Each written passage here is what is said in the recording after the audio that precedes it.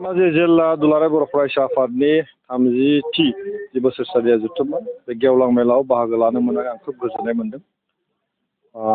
बुंनो थाङोबा 5 बोसोरसो जाबाय आं धेमाजि ओनसोलाव फैयैया, गुबैयै नैबे सिमेन्ट सापरियाव बिराद गोबावनि उनावहाय फैनो दिनै खाबु मोनदों। आरो बे खाबुखौ होनायनि थाखाय आं गिबियाव जोंनि जिल्लानि दैदेनगिरि एबसुनि बिथांमोननो आं साबायखरखौ बावो। रायजोफोरजों लोगो मोननायनि खाबुखौ मोनबाय, दाबो ग्रोम ग्रोमै दंबाय थायो।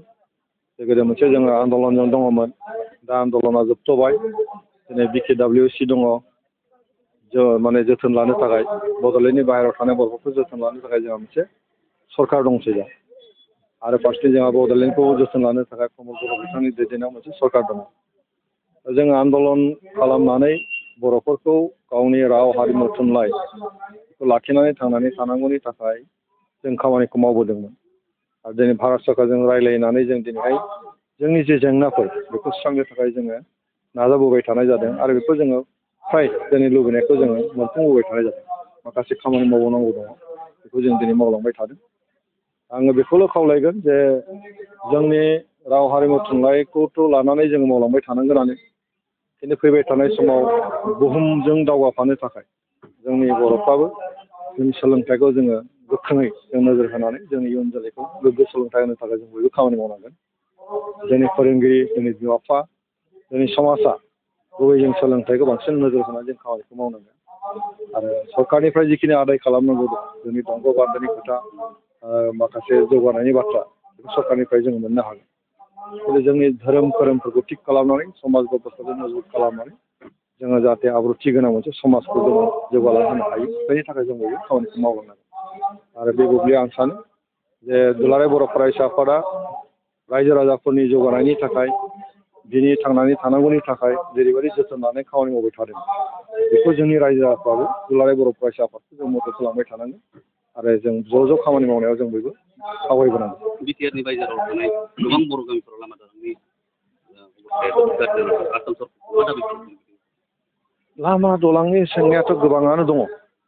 आरो बेखौ सुफुंनांगौनि थाखायनो जोङो थांनाय 2020 मायथाइनि जि एकर्ड, बे एकर्डआव जोङो नैबे BKWCखौ जोङो दाना होनाय जादों।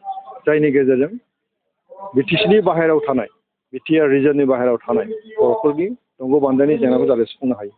गतिके दा जोंहा मानगोनां मिनिस्टार बसुमतारी बिथांनि दैदेननायाव मोनसे काउन्सिल दङ। बे काउन्सिल मोनसे बाजेट होदों आसाम गभर्नमेन्टआ।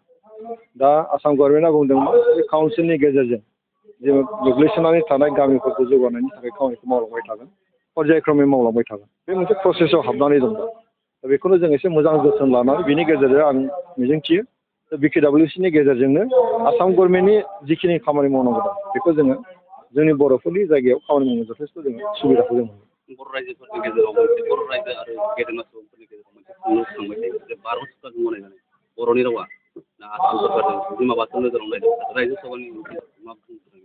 आंथ' आसाम सरकारा बिमा बाथौनि नोजोरजों नायदों होननानै आं सानो। बेखौ जोङो गुवार नोजोरजों जों नायनांगोन। जोंनि रावा दिनै भारत सरकारनि गोरबोआव जोङो जायगा मोनबाय, HCDL जों जायगा मोनबाय। आंबो दाख्लै रायजो सभायाव बर' रावजोंनो आंनि बिबुंथिखौ आङो लाखिदों। आसाम एसेम्ब्लियावबो दिनैहाय आसामनि एसेम्ब्लिनि सिङावहाय बर' रावजों दिनै बुंनो हायो। जोंनि MLA फ्राबो बुंदों। आरो बेवहाय आसामाव जिखिनि एसेम्ब्लिनि सिङाव जिखिनि थासारि थांबा रायजोफ्रा नुदों, बेहाय बर' रावनि लिरजोबनाय दं। गतिके दिनैहाय नोङो बर'नि सोलोंथाइ, बर' राव जि सोलोंथाइ, बर' रावनि जि मोनसे सोलोंसालिफोर दं, बेखौ जोथोन लानायाव आं सानो बिमा बाथौ नायनायनि प्रस्न गैया। आरो जोङो बर'फ्रानो आसाम सरकारजों लोगो जानानै खामानिखौ मावगासिनो दं। BKWCआबो खामानिखौ मावगासिनो दं, BTR सरकाराबो खामानि मावगासिनो दं।